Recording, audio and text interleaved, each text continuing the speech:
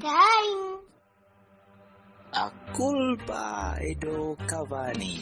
A culpa é do Cavani. A culpa é do Cavani.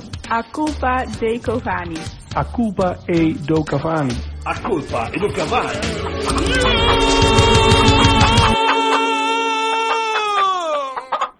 A culpa é do Cavani.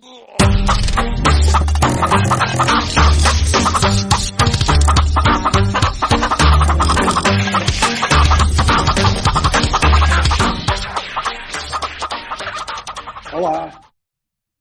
Hello! Oh, ei, viste? Isto é o tabaco. Foi É só isto. fumar. Então, boa noite, meninos. Buenas noches. Boa noite. Hoje temos, já ouviram, viste? Hoje temos visitas cá em casa, outra vez. Depois do candidato Nuno Lobo, temos o candidato a presidente Luís Folhadela, não é? Não, eu não sou candidato à presidência de nada. Nem sequer cá em casa. Não, Nós Outra estamos- coisa é fazer parte de uma lista e que se candidata ao Conselho Nós- Superior. Sabes que nós estamos aqui numa quest para trazer candidatos a presidente, mas como eles não aceitam, nós, pronto, passamos à frente. E tivemos o gosto de trazer o Luís 4 anos depois da última vez. Mais coisa, menos coisa, porque o Luís já fez parte da lista candidata ao Conselho Superior, esta mesma lista, há 4 anos atrás, certo? Certo. Certíssimo. E na altura apresentavam-se como uma lista independente, portanto não ligada a nenhuma das candidaturas da altura, creio que repetem este ano. Vocês continuam a ser completamente E assim independentes e a não continuamos. estarem alinhados Exatamente. com nenhuma das listas, pese embora as más línguas. Sim ou não? Queres explicar Exatamente. isto um bocadinho, Luís? Queres que eu entre pelas más línguas ou pela lista? Não, Tu entra por basicamente- onde quiseres, rapaz. Pronto, então Pode ser. vamos lá. Vamos a isso. Tal como há 4 anos, nós decidimos avançar como uma lista que só se candidata ao Conselho Superior. E porquê o Conselho Superior? Porque é aquele órgão que nós entendemos, a par da Assembleia Geral, o órgão por eminência que representa o universo dos associados do Porto. Em que sentido? No sentido em que é o único órgão, ao contrário de todos os demais, em que a eleição decorre de acordo com o método de Hont. Ou seja, as várias tendências dos associados, que se refletem nas várias listas candidatas aos diferentes órgãos, podem eleger representantes seus no Conselho Superior. Tal como, aliás, decorreu no último mandato, em que, fundamentalmente, há 4 anos atrás, se vocês se recordam, havia 4 listas concorrentes, portanto, as 3 que emanavam dos candidatos à direção e ao Conselho Fiscal, etc., mais a nossa, e dessas 4 listas houve 3 que escolheram, que elegeram representantes, uma das quais foi a nossa. E, portanto, nós entendemos que, portanto, como temos uma perspectiva independente relativamente a quem se quer posicionar e quem se sente com capacidade para liderar o clube, entendemos que faz todo sentido mantermos a nossa candidatura ao Conselho Superior, no sentido de, tal como nos propusemos há 4 anos, tentar dar voz, no seio dos órgãos sociais, ao que eu definiria como um sentimento da bancada dos associados, ou pelo menos de parte da bancada dos associados. Muito bem. Isso quer dizer que isto é aquele órgão porreiro em que toda a gente ganha, menos quem não se candidatar. Ou então o Nuno Lobo. Quem é que não esteve representado o ano passado? Foi a lista do Nuno Lobo. O ano passado, só seja. Há 4 anos. Sim. Não foi? 4 anos, sim. Muito bem.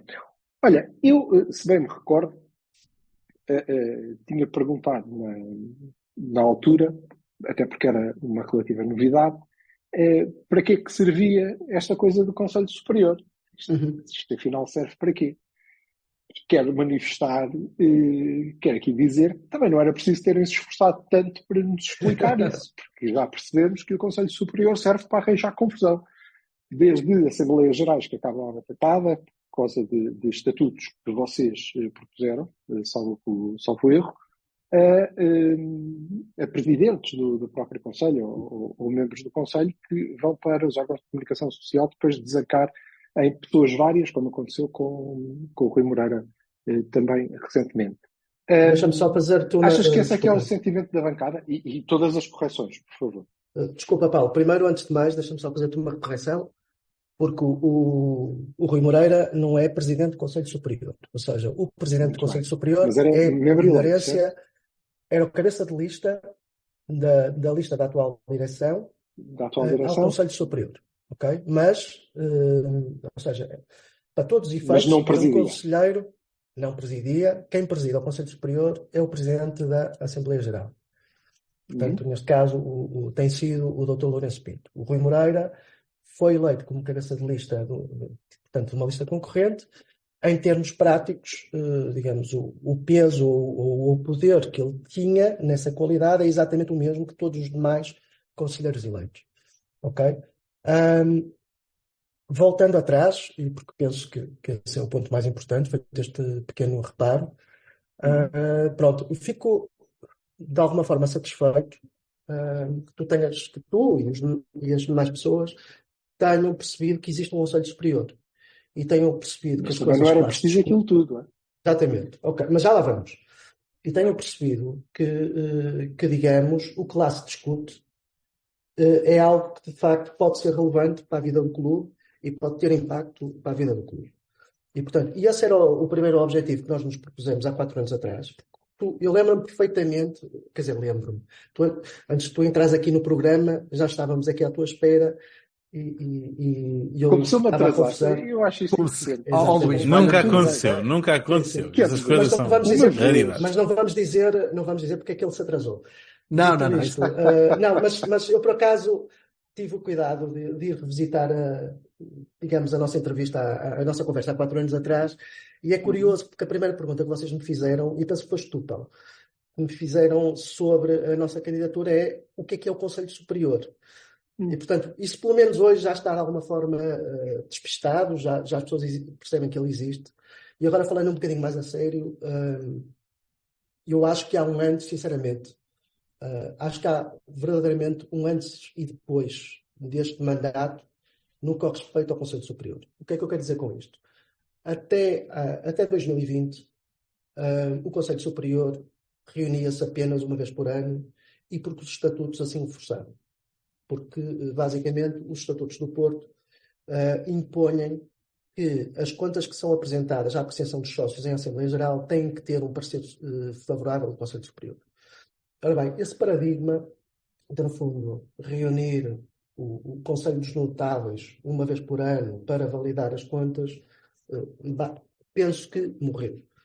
E a realidade é que, mesmo tendo começado este mandato com a pandemia que nos impediu de reunir durante mais de um ano, a verdade é que o Conselho Superior reuniu-se, só no último ano já se reuniu 4 vezes. E em cima disto, e não pensem que eu estou aqui a divergir do tema da polémica, em cima destas reuniões todas que houveram do Conselho Superior a debater variedíssimos temas, foi constituída logo no início do mandato uma comissão composta por elementos de todas as listas e que se dedicou a analisar e propor alterações aos estatutos do clube. Essa comissão, ao longo, sobretudo, dos últimos 2 anos e meio, reuniu num total de 42 vezes, se eu não estou errado. Luís, deixa-me só interromper. Desculpa, sim. Tu voltarás aí. Só para ficar claro. Porquê que foi criada essa comissão? Por sugestão de alguém? Porque era necessário mudar os estatutos? Surgiu por repto. Essa comissão surgiu como um repto do anterior presidente da mesa da Assembleia Geral, o juiz conselheiro Matos Fernandes, que achou, como nós, aliás, se vocês se recordarem e lerem o nosso manifesto há 4 anos atrás, o tema da revisão estatutária era, se não o primeiro, dos primeiros da nossa lista. Nós entendíamos que os estatutos, digamos, de alguma forma, precisavam de ser atualizados em função, obviamente,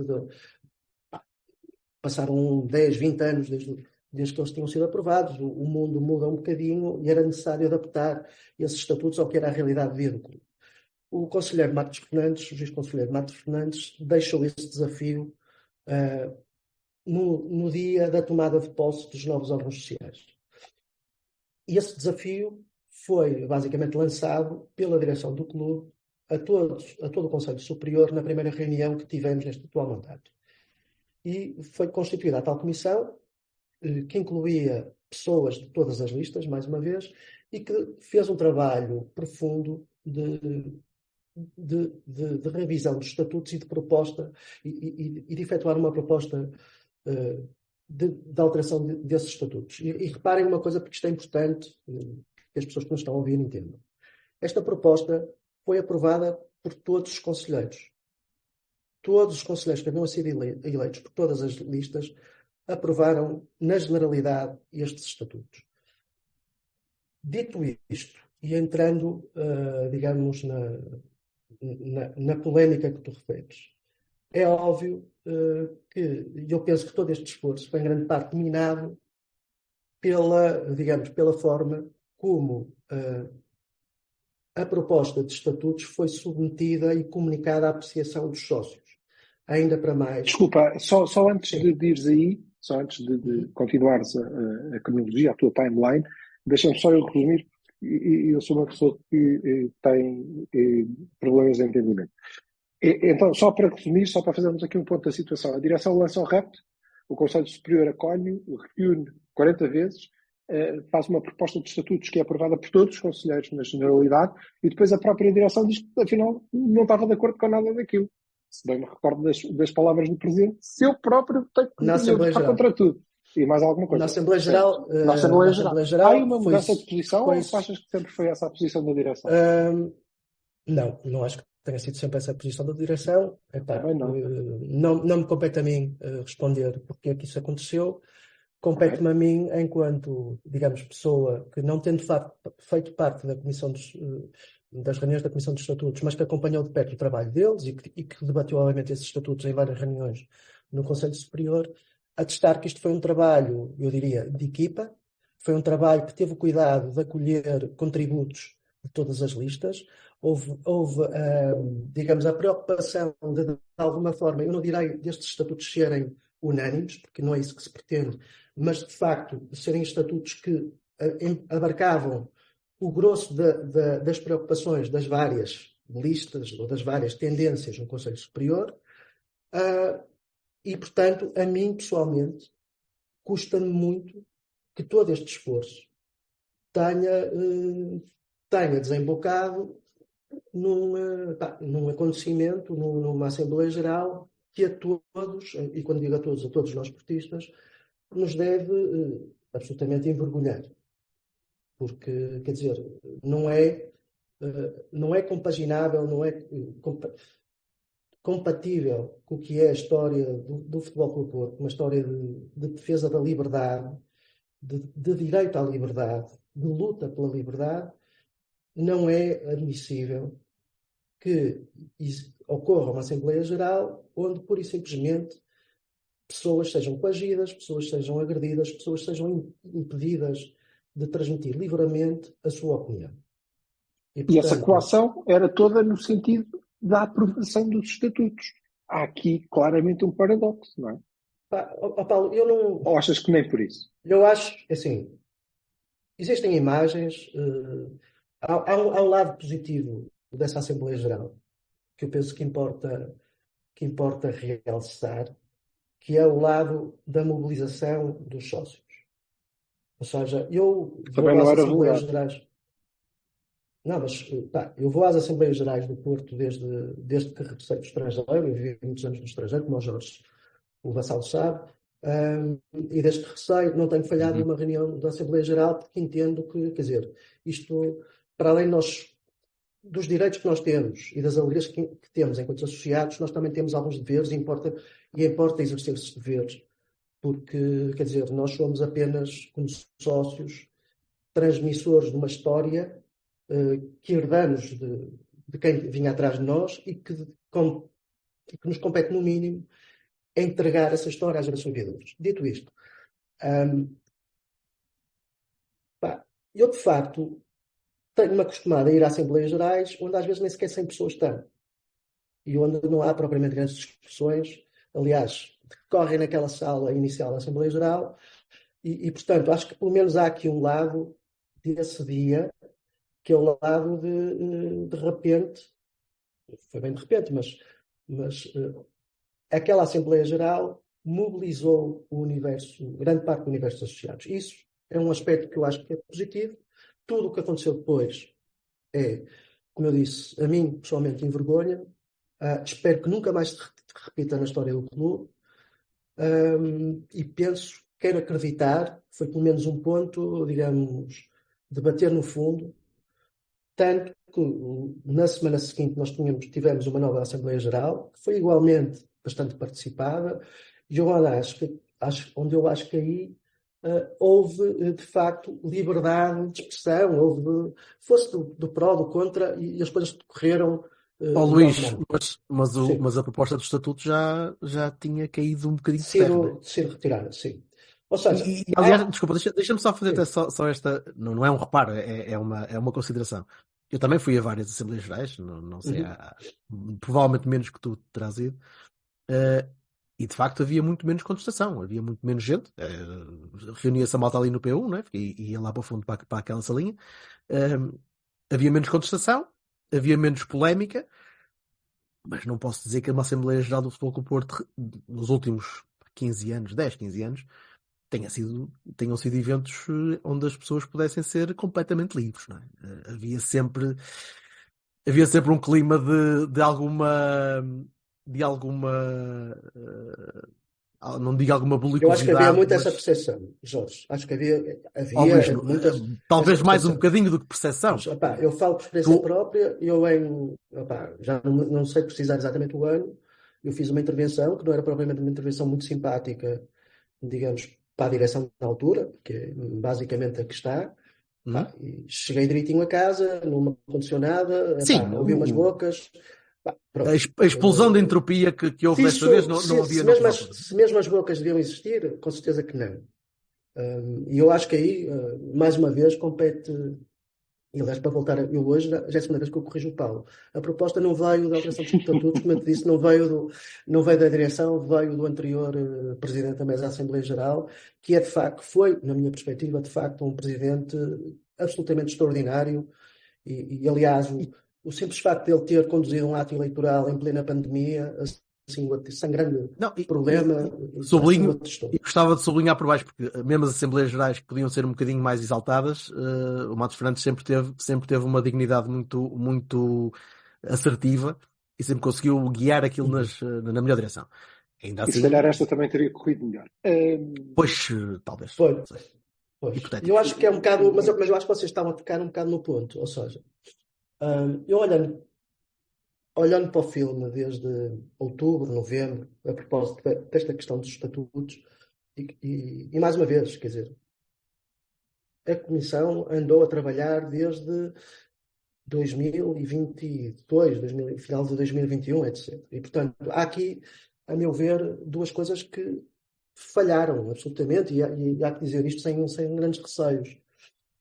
Em primeiro lugar, quer dizer, acho que de facto não faz muito sentido lançar uma discussão sobre a alteração dos estatutos, ainda por cima tinha algumas alterações importantes, já, digamos, num clima pré-eleitoral. E eu acho que claramente houve um aproveitamento político, parte a parte, em termos de candidaturas à direção, sobre o que eram os estatutos e o que aqueles estatutos significaram. E pronto, isto para de alguma forma também dar a minha opinião sobre porque é que, a dada altura, depois a direção resolve dissociar-se dos estatutos. Mas acho que achando eu que, digamos, que esse utilizar dos estatutos como arma de arremesso eleitoral aconteceu dos vários lados. A segunda coisa é que, quer dizer, de facto, quando estamos numa Assembleia Geral, quando começam desacatos, eu acho que tem que haver uma firme intervenção de quem lidera a Assembleia Geral. E quem lidera a Assembleia Geral é a mesa da Assembleia Geral. Ponto. E não portanto, E no entanto, concordarás comigo que se Jorge Pinto da Costa se tivesse levantado, tivesse dito, meus amigos, tenham um tino, a coisa tinha ficado por ali, não é? Independentemente de ser essa... mesmo não sendo ele o presidente lá da está, exatamente. o regimento propôs, diga que isso deve acontecer assim ou não. É óbvio que, a dada altura, estarmos naquela bancada e vermos aquele espetáculo e olharmos para, digamos, para o pavilhão, para o piso, para a arena em si, e ver um conjunto de pessoas, digamos, paradas, não é uma imagem feliz de todo para essas pessoas. O ponto que eu estou a tentar dizer, porque eu acho, e agora, obviamente, tomando eu as dores no caminho aos meus colegas diz respeito, a circunstância de haver aquelas pessoas todas ali na arena não significa que são todas as pessoas responsáveis ou coniventes com o que estava a passar. E, portanto, eu acho que é importante clarificar esta imagem. Porque, por exemplo, o meu colega e amigo Miguel Braz da Cunha, que por acaso estava no uso da palavra, quando, numa das eclosões de desacatos, ele não estava ali a representar a direção, não estava ali a representar o fulano A, B ou C. Ele estava ali, a tomar a palavra em nome de uma comissão que eu reitero, composta por membros eleitos por todos os associados do Futebol Clube de Porto. E, portanto...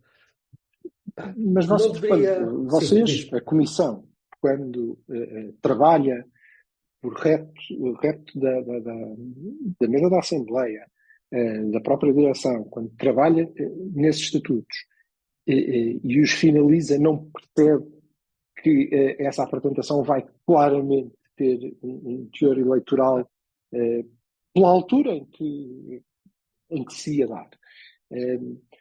Mas, na verdade, o que me parece é que todo esse vosso trabalho foi lixo.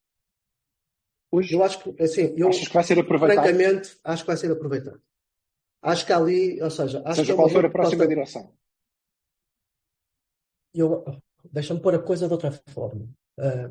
Eu acho que a próxima direção que os associados de Futebol Clube do Porto elegerem, e passado este período de luta eleitoral, espero eu que tenha a capacidade de olhar para aquela proposta de estatutos de uma forma, digamos, desapaixonada do clima eleitoral e vai perceber que há ali uma série de coisas, de ideias, que resulta, como eu disse, de contributos de toda a gente, que são mais que válidas, são muito importantes e fundamentais que o clube desde já imponha. Ou seja, e nós temos visto isso na campanha. Eu dou-te já a minha opinião. A minha opinião sobre aquela proposta de revisão dos estatutos é que ela é boa. Já agora. Mas lá está. Estar certo no tempo errado é estar errado. Seja como for. Mas, Paulo, mesmo que ganhe a atual direção, achas que isso é possível? Só um momento. Quer dizer, o tempo de discussão da Comissão Estatutária terminou bastante antes de outubro. De outubro, novembro, foi mais ou menos quando os estatutos foram anunciados. Portanto, eu não respondo pela Comissão Estatutária, porque obviamente não fiz parte dela, mas acompanhei o processo no Conselho Superior. Os estatutos foram discutidos antes das férias de verão. Okay? Agora, a quem compete depois o processo de, digamos, divulgar e comunicar aos sócios e fazer a proposta para a reunião, não é a Comissão Estatutária. Mas pronto, mas estou a perguntar sobre se a atual direção... Mesmo que ganhe a atual direção, achas que é possível que volte a pegar num documento que basicamente o Presidente anulou, porque disse que ele estaria contra 90% dos pontos, pelo menos daqueles que provocaram discussão, é um bocadinho de contrassenso. Eu não sei exatamente que Conselho Superior vai sair destas eleições. Eu queria ir por aí. Eu queria perguntar uma coisa. Isto são eleições independentes, certo? Dito isto, não vejo porque é que... E, aliás, estás a falar da direção, podemos pôr podemos pôr o nome da pessoa. Eu acredito que Jorge Nuno Pinto da Costa, se for reeleito presidente do Futebol Clube do Porto, reconhecerá naqueles estatutos, naquela proposta de estatutos, não sei se tem toda, mas na grande maioria dela, ideias muito válidas e que faz todo sentido implementar. Apesar de ele ter dito que ia votar contra. Apesar de ter dito que ia votar contra. Foi público. Ele disse, eu próprio ia votar contra a maior parte Quando foi posso confidenciar, até porque isso está em ato. Na reunião de aprovação dos estatutos na Generalidade, no Conselho Superior, portanto, foi uma aprovação unânime, excetuando a abstenção do Presidente. E por uma questão de ele ter dito que não se queria envolver nessa... Portanto, as pessoas mudam de opinião. Ele lá Ou seja, achas que ele estava em damage control mode naquela fase e que quando não precisar... Eu já te respondi. Eu acho que os estatutos foram utilizados como arma de campanha eleitoral de parte a parte. Quer dizer, eu ouvi o André Vilas Boas há coisa de uma semana, se tanto, reclamar ou dizer que era preciso criar as condições para que os sócios pudessem votar fora do Dragão e pudessem votar nas casas, etc. Isso estava algo que faz parte dos estatutos, da mudança de estatutos. Percebes? Eu vejo todos os dias, de lado a lado, e com todo o respeito pelo Nuno Lobo, porque de facto o clima está bastante polarizado em duas listas. Eu vejo coisas que eu não entendo muito bem, mas isso já estava de alguma forma previsto ou assegurado em termos do que foi um trabalho de todos. Sim, porque era mesmo um dos pontos dos novos estatutos, era essa possibilidade que, aliás, provocou bastante celeuma. Consegues explicar porquê? A possibilidade de votar fora nas casas, por exemplo. Eu acho que a celeuma vem pela circunstância da proposta de estatutos prever essa possibilidade e em conjunto, mas atenção que eu não sou, digamos, uma espécie... Eu parece que sou uma espécie de politólogo das tendências dos esportistas ou das opiniões da massa associativa do Porto nas redes sociais. Luís, mas tu próprio disseste que o Conselho Superior é eleito para passar as sensibilidades de todas, claro, é verdade, todos e todas e todos X, portanto, sente-te nesse encarnamento. Não, é que vinha, portanto, o que fundamentalmente, eu agora não consigo reproduzir tucur o que dizia a proposta de estatutos, mas previa a possibilidade de votações fora do Estado Dragão, designadamente nas casas de associados e também por voto eletrónico, desde que asseguradas as condições de fiabilidade, de inviolabilidade, etc. E eu acho que a questão do voto eletrónico que causa desconforto. Porque, pela desconfiança das pessoas na retidão do processo? Deve ser um processo. Quer dizer, o voto eletrónico é um processo que causa sempre alguma discórdia ou alguma suspeição. E agora vamos esquecer-nos do mundo de futebol e concentramos no mundo da política. Por exemplo, no Brasil, nas últimas eleições brasileiras, causou imensa desconfiança sobre se aquilo é de facto um sistema hermético que ninguém tem acesso ou se aquilo pode ser contaminado ou não. Mas, Luís, eu achas que foi mesmo o voto eletrónico? Não foi muito mais a possibilidade de não haver grande confiança nas próprias casas para assegurarem a independência da própria eleição?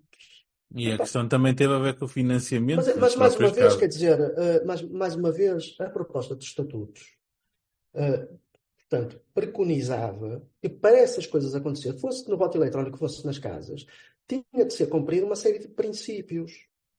E isso tem de ser salvaguardado sempre pelo regulamento eleitoral, o qual, pelo menos eu lembro-me de há 4 anos atrás, foi um regulamento que foi discutido e debatido com todas as listas que se apresentaram aos votos.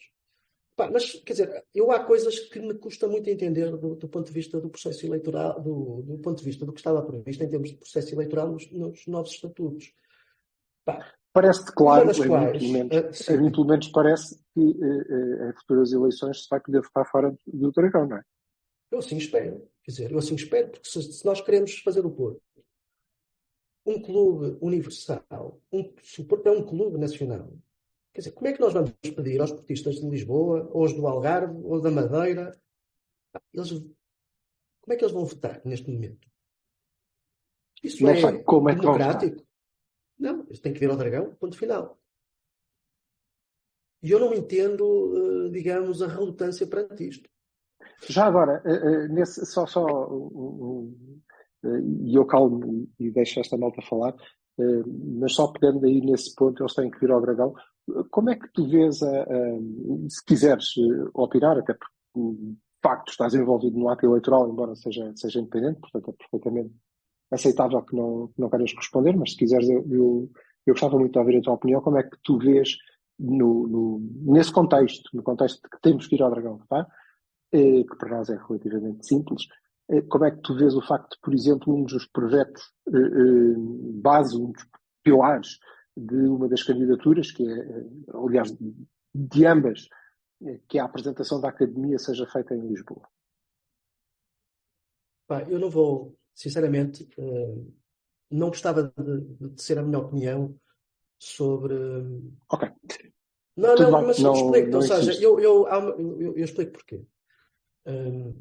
Entre os vários motivos que nos fizeram, digamos, voltar a querer ir a jogo, entre aspas, há um que para nós é particularmente importante, que é estar um bocadinho, como tu dizes, independentes, ou se calhar um bocadinho olhar fora da luta pela direção e achar que isto, quer dizer, nós estamos a atingir uma proporção que parece quase um conflito Israel-Hamas.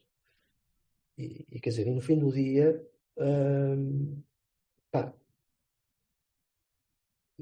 nós vamos ter que nos juntar e o clube vai continuar no dia 28 de Abril. Nós não podemos transformar isto numa luta de fações. Isso acho que já é inevitável. Já é uma luta de fações e há pouco a fazer. Pois, mas é dia preciso 28 alguém, é muito importante. é preciso alguém que ponha, que de facto, tente pelo menos fazer algum esforço por juntar os cacos.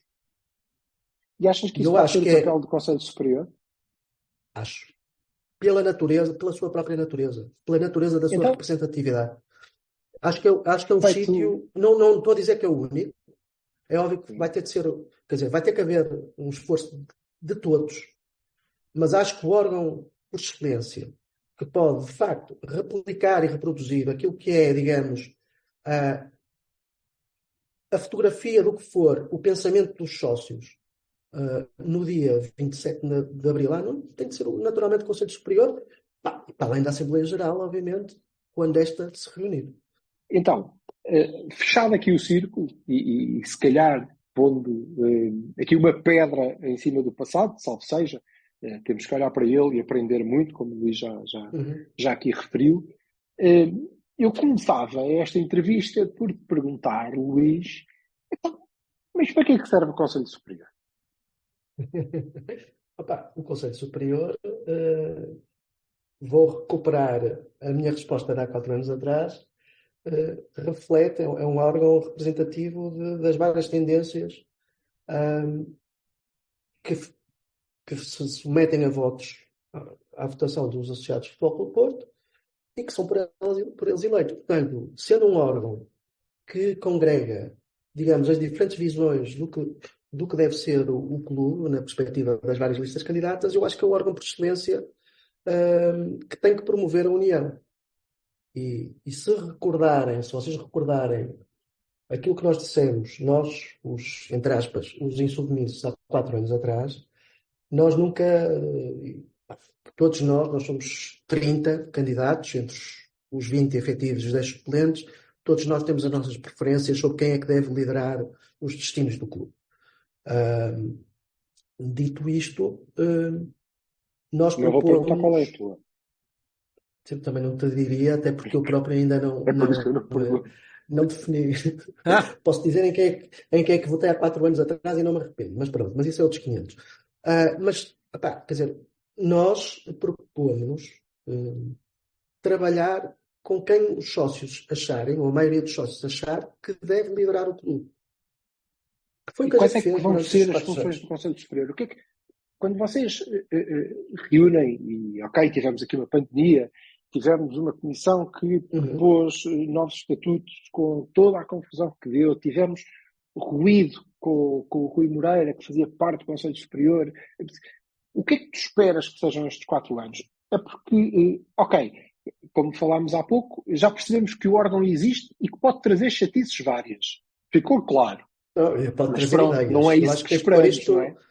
Eu acho que temos que trazer novas coisas. O que é que vocês acham que vão trazer de novo no mandato mais normal? Esperamos nós. Eu vou-te falar da nossa experiência. Eu acho que, não tendo tudo corrido como desejável, designadamente no que respeita digamos, ao momento de submissão à apreciação dos sócios dos estatutos, eu acho que houve muitas coisas que correram bem. E se tu pensares, há muitas das ideias que nós defendemos há 4 anos atrás que eu confesso com um grande grau de imodéstia que me dá um gozo tremendo ouvi-las da boca de várias listas. O ecletismo do clube é uma coisa indiscutível hoje em dia. Eu no outro dia vi, e muito bem, e fiquei contente, vi a lista do André Vilas-Boas apresentar 5 candidatas ao Conselho Superior. A primeira lista que o fez há 4 anos fomos nós. Eu vi no outro dia a Marta Massada, quando foi apresentada como fazendo parte da equipa do Jorge Nuno Pinto da Costa, falar, eu penso que foram pelo menos 3 vezes, na questão da necessidade do Porto ser um clube insubmisso. Ou seja, são ideias que foram geradas, neste caso, por nós, num Conselho Superior e que, de alguma forma, se ingraram no clube. Mas, mais do que isso, o Conselho Superior não é um órgão que se fecha em si próprio.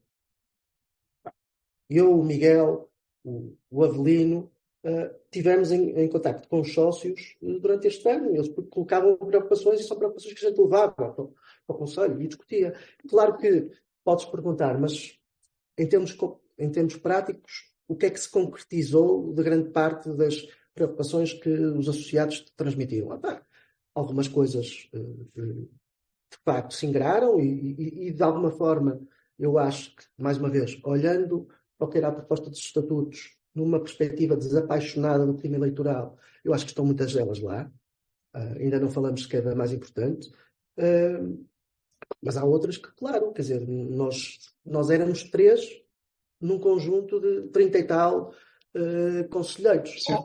E achas que, de facto, e sentiste isso da tua experiência, que o Conselho Superior pode ser uma porta de entrada? Ou seja, achas que as preocupações dos sócios manifestadas ao Conselho Superior depois encontram via para chegarem a quem direito? Vocês têm de facto essa função de transmitir o sentimento da bancada, como tu dizes? Ou é acho meramente, que é óbvio, ou é figura de estilo?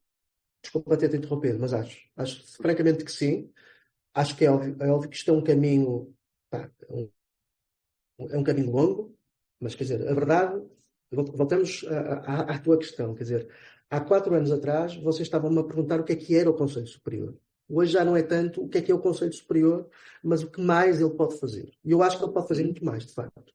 Acho que ele absolutamente pode fazer muito mais. Mas a verdade é que, e agora falando da minha experiência enquanto conselheiro, digamos, isto é um processo que existe de parte a parte. Quer dizer, eu lembro-me das primeiras reuniões que nós tivemos, quer dizer, um órgão que sempre foi uma coisa um bocadinho decorativa e um bocadinho de fazer o check na box de aprovar as contas. As primeiras intervenções eram vistas com alguma desconfiança. Não senti isso na parte final. Quer dizer, curiosamente, por exemplo, provavelmente o Vassalo sabe isso, eu sou um tipo mais ligado às finanças e sempre tive a preocupação com a sustentabilidade financeira do clube e sempre fiz as minhas intervenções a maior parte das minhas intervenções focadas nesse tema. Apraz-me registar que, digamos, as intervenções da direção no que respeita às questões financeiras em termos de Conselho Superior foram gradualmente tendo em conta alguns dos comentários que eu ia fazendo. E não queria personalizar no meu caso, porque eu acho que isto é válido no que aconteceu com o Miguel, com o Avelino e até com outros. Portanto, houve também um próprio processo, digamos, do lado dos outros órgãos sociais, de perceber que neste órgão, que era o Conselho Superior, de facto, poderia haver, este órgão podia acrescentar à governação e à gestão do clube. Achas que ao fim destes 4 anos já vos levam a sério? Acho absolutamente. Acho absolutamente. E já agora, acho pelo menos desculpa, eu fico já por aqui.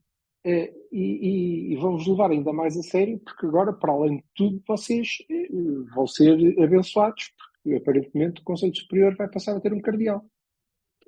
Como é que vês uma candidatura deste tipo? Se quiseres opinar, obviamente. Não posso opinar, quer dizer, a mim custa-me um bocadinho, confesso.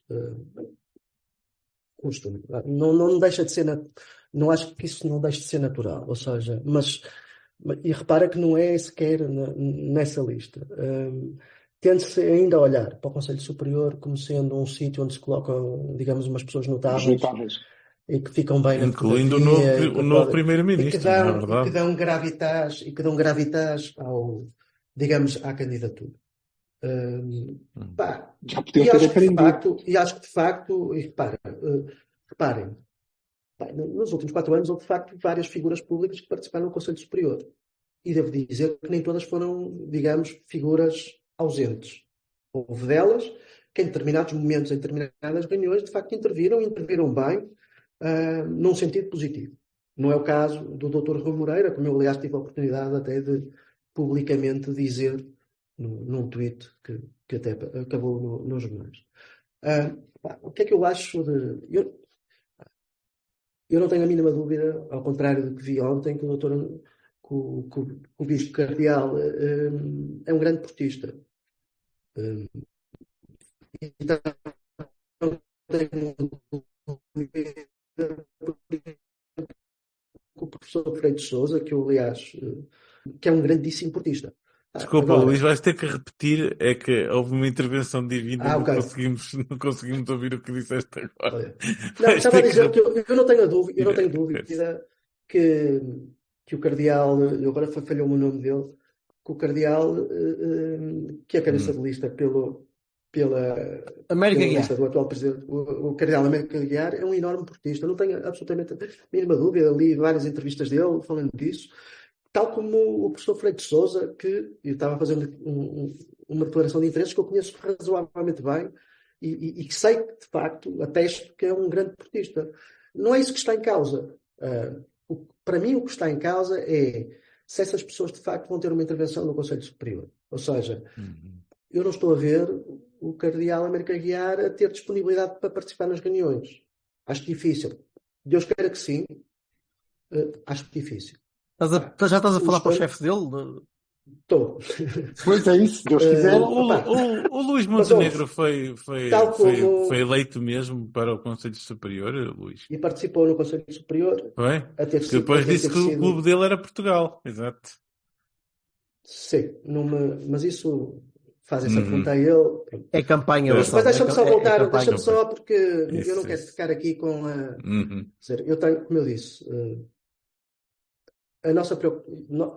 Nós temos, em grande medida aqui, numa perspectiva de ter uma visão equidistante das coisas sobretudo, das duas tendências e tentar trabalhar no sentido de promover a união que vai ter que necessariamente acontecer no dia 28. Ou seja, a mim choca-me tanto ir buscar a figura de um cardeal como ver o cabeça de lista da outra lista dizer que foi o que ele disse, que a direção vai tratar, uma nova direção vai tratar de definir um novo Conselho Superior. Quer dizer, isto é de quem não percebe minimamente o que aquilo é.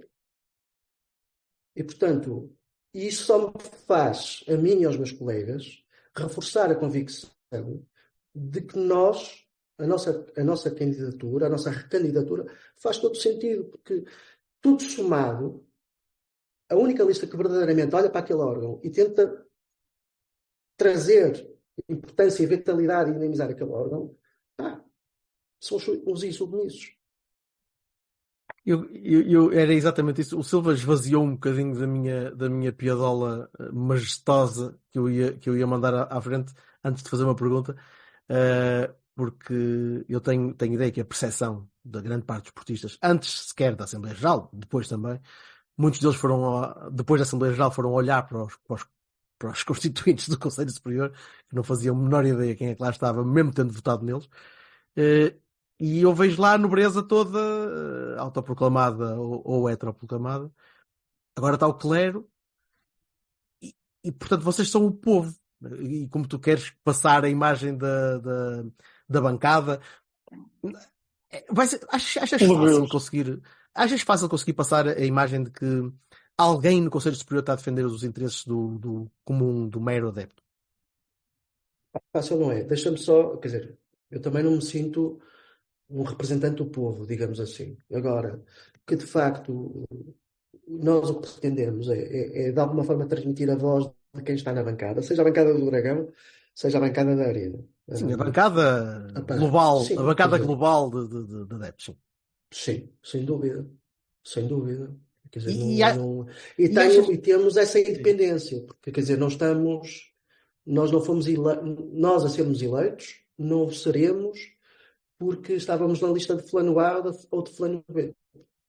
Percebo. Percebes? Exatamente por isso. Gostava de te perguntar, porque estou mesmo curioso em relação a isso. Há blocos no Conselho Superior? Há quê? Blocos. Vocês discutem em grupos, fazem discussão conjunta das propostas, há a apresentação de propostas, de ideias para discussão, mas as coisas funcionam por fações, funcionam por união? Como é que isso funciona? Não senti muito isso. Talvez no início do mandato, nas primeiras 2 reuniões, houvesse uma desconfiança, mas que é uma desconfiança natural, não é? Sim, eu percebo a convivência, mas tu próprio falaste, eu, o Miguel e o Avelino, tal, e eu, o Miguel e o Avelino... Eu ia te dizer isso, ou seja, outra coisa é, eu, o Miguel e o Avelino, tínhamos obviamente o cuidado, sempre que iria haver uma reunião de Conselho Superior, de previamente nos juntarmos, de ouvirmos o resto da malta que faz parte, digamos, do núcleo duro da nossa candidatura, e colhermos as opiniões deles de forma a poder produzir isso, transmitir isso na reunião do Conselho Superior. Mas não senti que houvesse, como vos disse há bocado, houve aqui uma espécie de processo de aprendizagem de parte a parte.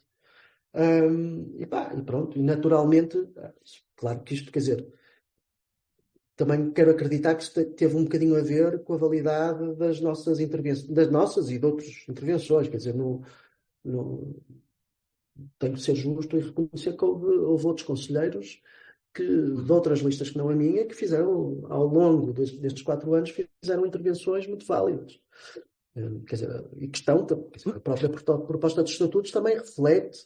Estranharia que não achasses, até porque o órgão, como tu dizes, é único, não é? A partir do momento em que está eleito, é um corpo que se articula ou que se auto-articula. Diz-me só uma coisa: vocês eram 3, ou melhor, vocês, os insubmissos, conseguiram eleger 3 pessoas para o Conselho Superior no meio de 30, não é? No meio de 20. 20. Há hipótese de crescer? Achas que com esta polarização toda das campanhas, achas que o Conselho Superior acaba por ganhar um bocadinho mais de importância e que as pessoas vão atacar ou querer atacar também por essa via? Ou achas que um grupo de independentes consegue ainda vingar e crescer nestas novas eleições? Eu acredito que sim. Mas acho que, ou seja... Eu sei que o Avelino não está, não é? O Avelino não pode... O Avelino, como teve que assumir a ordem, não é? Se candidatou e assumiu a presidência da Ordem dos Arquitetos, isso foi uma das condições que, de alguma forma, lhe foram impostas na nova responsabilidade. Portanto, ele saiu, embora seja o primeiro subscritor da nossa lista. No lugar dele, portanto, tecnicamente, no lugar elegível, para usar a linguagem política, temos Ana Cristina Melo, porque é muito a nossa vontade que, de facto, haja uma conselheira eleita pela primeira vez na vida do clube. Nunca houve uma conselheira no Conselho Superior do Futebol do Porto. Estou a perguntar, não faço ideia. Neste mandato não sei se em anteriores houve, acredito que não, mas não tenho a certeza disso. Mas voltando ao que estavas a dizer, porque isso de facto é importante. Nós, por um lado, temos um grande desafio, que é, nós há 4 anos, com todo o respeito... Era a minha última pergunta, é para onde é que se vai? Para onde é que vai? Para onde é que vão os insubmissos agora? O que é que os insubmissos querem colocar em prática? Os insubmissos vão estar sempre do lado do clube e vão estar sempre a defender um clube que é eclético, um clube que cresce em termos da participação dos sócios e que recolhe cada vez mais a participação dos seus sócios, um clube que tem um papel social cada vez mais reforçado, um clube que não se verga perante este centralismo crescente em Portugal desde há décadas, perante estes escândalos de corrupção desportiva que nós vemos. E, sobretudo, os insubmissos vão estar sempre, mas sempre, a defender aquilo que, na nossa perspectiva, era o ponto mais importante da proposta dos estatutos, que era garantir que o clube e as sociedades esportivas seriam sempre controladas pelos seus sócios.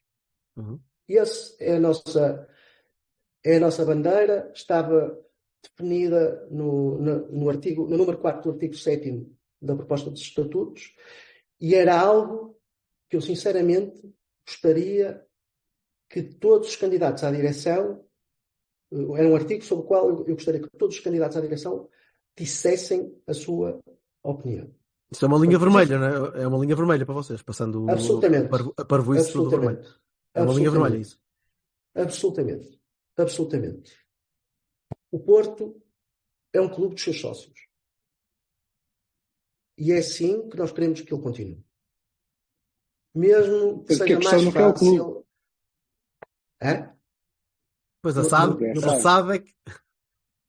E a SAD, sim, pois. Ou seja... A SAD é sempre maioritário da SAD. Mas eu ainda ontem ou hoje na nossa página alguém questionava sobre isto, quer dizer, é que hoje basta uma maioria simples, uma Assembleia Geral, para vender-se a maioria da SAD. E isso era impedido com os atuais estatutos. 50 mais 1, portanto. 50 mais 1 e... 50 mais 1. E vem um gajo de Singapura a pegar nisto. 50 mais 1. Portanto, aliás, então, como é que o membro do Conselho Superior viu a venda de 30% do Porto Comercial? O que é isso? Para ti? Para mim, francamente, não é uma coisa que eu gosto, mas é um mal menor. Ou seja, e não é exatamente, penso eu, não é exatamente vender 30% da Porto Comercial. Porque o que está aqui em causa, julgo saber, é constituir uma nova sociedade em que o Porto tem 70% e essa sociedade há de explorar os direitos comerciais, sendo que esses direitos, à partida, terão um potencial bastante maior do que o atual. Porque, sim, mas esvazia a parte comercial. Mas esvaziar, não, é claro. Vamos deixar-nos de ilusões. Estamos a falar.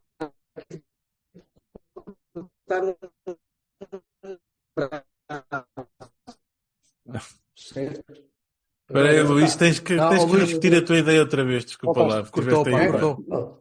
É isso. Não sei em ilusões. Deixemos de ilusões. Mas... Tu dizias, deixemos de ilusões.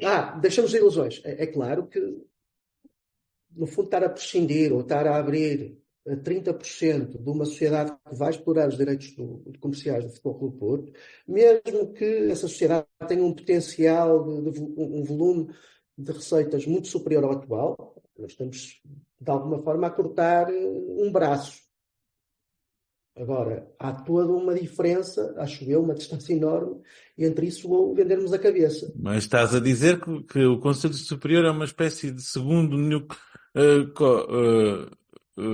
guardião dos códigos nucleares do clube, não é?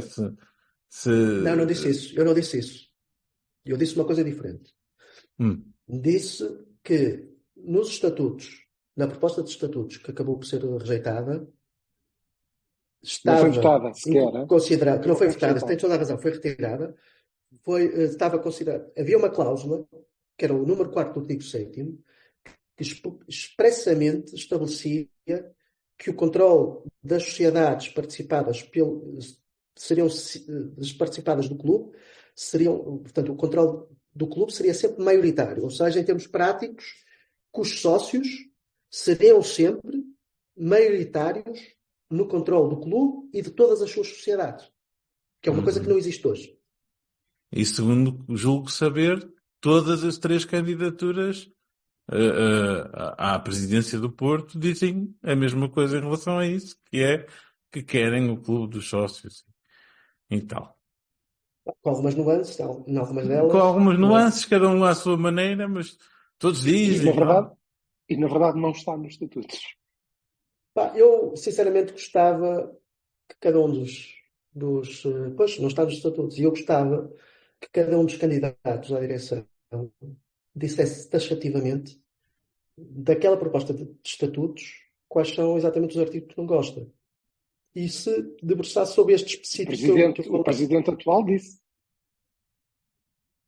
Sim, disse da questão foi de facto uma falha, confesso. Dos negócios, não? Dos sócios com 18 anos que... Isso, sim. E depois houve essa história também dos conflitos de interesse. Mas, quer dizer, eu por acaso... Arma de arremesso, claramente. Sim, mas... Sim, mas também mas a bola estava lá para o Charlie Brown chutar, não é? Estava ali, era fácil, não é? Se alguém chegou lá e deu-lhe aqui um piparote e aquilo saiu para o lado. Na altura era importante. Muito bem. Luís, diz-me uma coisa. Como tu sabes, não é? E aliás já o referiste, a culpa é seguida por milhões e milhões de pessoas, uma fatia significativa das quais é inclusivamente adepta do Futebol Clube do Porto. Não são todos, temos alguns adeptos de outros clubes que nos seguem por mero leite. Mas aqui tens via aberta para, eu diria, cerca de 115% dos sócios que vão votar, mais coisa, menos coisa, e também para a minha tia e 2 primos que ainda são de colo. Qual é a tua mensagem? Porquê que esta gente toda há de votar na lista insubmissos? Isto é, porque é que havemos de lá pôr outra vez? A ti e ao Miguel Brás, seguramente, não é? Que é o vosso cabeça de lista, não é? É o cabeça de lista, sim. No fundo, os motivos pelos quais nós apelamos ao voto na nossa lista advêm, digamos, do nosso lema de candidatura. O Porto, enquanto um clube de associados, um clube onde efetivamente fica claro que são os associados que mandam, um Porto que é eclético, e quando nós dizemos eclético não é apenas oportunidades competitivas, como agora, por exemplo, o basquete ou o voleibol feminino, mas também que é eclético no sentido de permitir que os seus associados possam participar nas atividades esportivas do clube. Eu penso que vocês são mais ou menos da minha geração, eventualmente um bocadinho mais novos, mas ainda serão do tempo da natação do Futebol Clube do Porto. E do que era lá que aprendi. Dizer que nadava... lá que aprendi a nadar. Era da gente nadar, mas nadávamos no Futebol Clube do Porto. Isso. Certo? Eu acho que isto pode ser... Mas agora com um bocadinho de sorte vais poder fazer surf no Futebol Clube do Porto. É quase. Eu acho muito bem, devo dizer. Havendo a possibilidade... E agora, deixa-me só contar... Mais uma vez, como o Gonçalo penso que sabe, eu vivi muitos anos no estrangeiro, designadamente em Angola. e fiz parte da direção da Casa de Porto Luanda, numa altura em que a Casa de Porto Luanda ainda era uma coisa muito, digamos, amadora e vocês não fazem ideia do que é distribuir meia dúzia de camisolas de equipamento de reserva de Futebol Clube Porto num quimbo perdido da África. E vocês não sabem o que é ver o brilho daquelas crianças olhar para o símbolo do Porto. Esta experiência tem de ser potenciada. Ainda este fim de semana tivemos uma sessão na Casa de Espinho que nos falavam, no outro dia tinha ido o Vítor Bahia a uma escola primária qualquer do concelho e ver a alegria daqueles miúdos. Porto tem de ser muito isto. E é isto que nós queremos dizer quando queremos um Porto maior. Porque, grande já é o Porto. Porto, para mim, já é o melhor clube do mundo. Do universo. Mas ele ainda pode crescer muito. Quer dizer, eu acho que temos que ter um bocado a noção de que, e também foi referido por alguém na Casa de Espinho, fomos questionados sobre isso. Eu acho que o Porto tem muito poucos sócios e muito poucos adeptos para tudo o que ganhou nos últimos 40 anos.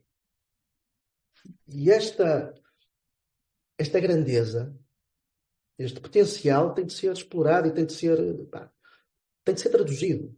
E eu acho que isto só vem sabendo ouvir os adeptos, sabendo ouvir os associados, sabendo ouvir as casas e trazer para dentro do clube, e eu acho que o Conselho Superior é um órgão de excelência para isso. Trazer a visão e a preocupação e as necessidades desses azuis e brancos e ir ao encontro deles.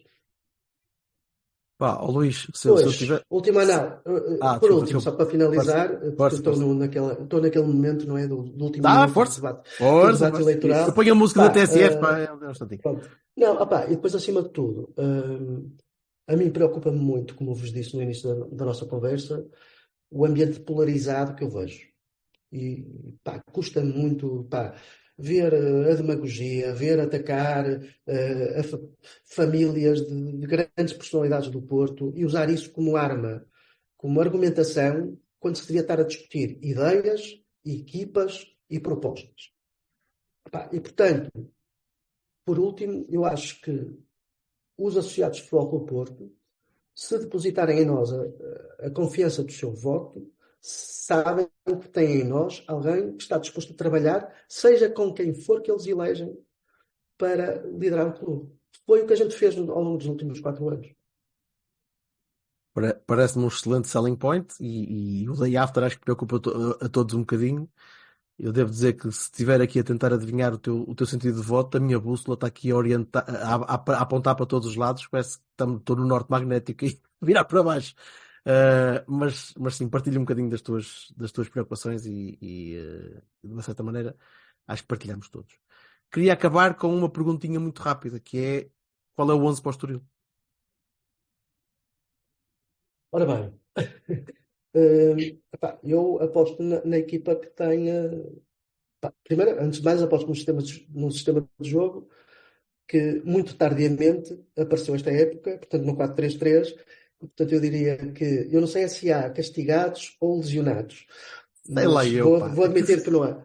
O Wendel fez o jogo todo no Brasil, portanto Diogo Costa e não caiu. Wendel. A história do Wendel é uma história de superação incrível. Eu devo-vos confessar que todos nós temos o nosso patinho feio, não é? Em qualquer equipa. O meu era o Wendel, confesso. E estou completamente rendido. Não acho que ele seja de repente o maior craque do mundo porque é titular do Brasil. Acho que isso, de alguma forma, é um problema que o Brasil tem que ver, mas acho que de facto ele tem feito uma temporada brutal. Acho que a eliminatória que ele fez contra o Arsenal é uma coisa do outro mundo. Quer dizer, e portanto, para mim, é o Wendel, o Otávio, que muito tardiamente chegou, mas chegou. É o grande Pepe, é o João Mário, é aquele triângulo maravilha do Varela, do Nico e do PP, Galeno, Evan Nilsson e o Chico. Sim, Passado. é a equipa. Temos um tipo. Luís, se não fores eleito para o Conselho Superior, veremos dia 27, mas tens lugar aqui Esperemos no que Cavani. sim. Tens lugar aqui no Cavani, se quiseres, para debitar um bocadinho de informação. Para dar 11.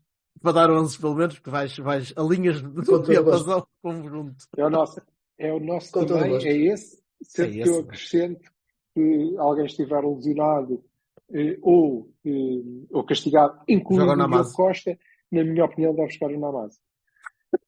Certinho. Mas pronto, é só... À baliza. Namaz vai à baliza. Certinho, direitinho. Onde for. Certinho, direitinho.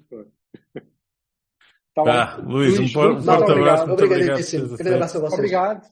Tudo bom, Obrigado. boa sorte para dia 27. Muito obrigado e obrigado pela Já oportunidade estaremos a partir de 28. daqui Nós- falar das nossas propostas. A Obrigado. nossa missão é dar voz a toda a gente. Um grande Que abraço. queira. Um abraço. Obrigado. E obrigado por Voltinha. ter aceitado. Fartinho de vocês, Jorge. Tchau, beijinho. Tchau. Boa noite. Through these fields of destruction, baptisms of fire, I've witnessed your suffering as the battle raged high, and though it happened so bad, in the fear and the alarm, you did not desert me.